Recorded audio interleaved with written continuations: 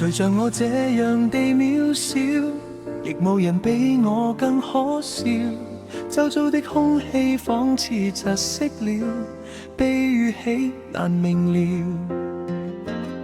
時鐘的指針停頓了，窗邊吹的風靜悄悄，躲於被窩裏無奈的苦笑，飲泣的哭聲亦無人聽見。誰人像我自己一個，孤獨面對苦海與巨浪，如潮水中的方舟，毫無方向，心中驚怕隨時觸礁。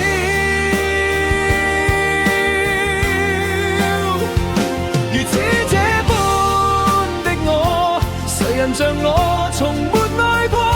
如此這般的我，誰人原來愛我？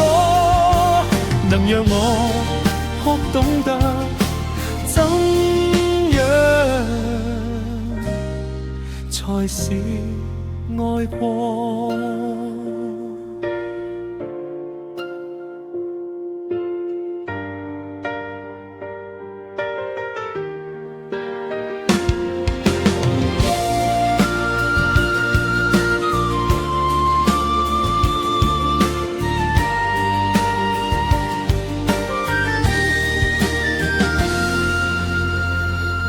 誰像我這樣地渺小，亦無人比我更可笑。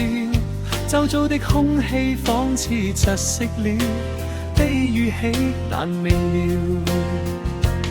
時鐘的指針停頓了，窗邊吹的風靜悄悄，躲於被窩裏無奈的苦笑，飲泣的哭聲亦無人聽見。誰人像我自己一個，孤獨面對苦海與巨浪，如潮水中的方舟，毫無方向，心中驚怕隨時觸礁。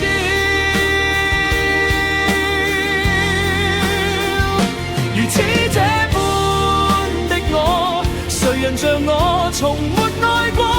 如此這誰人原來愛我？能讓我學懂得怎樣才是愛過。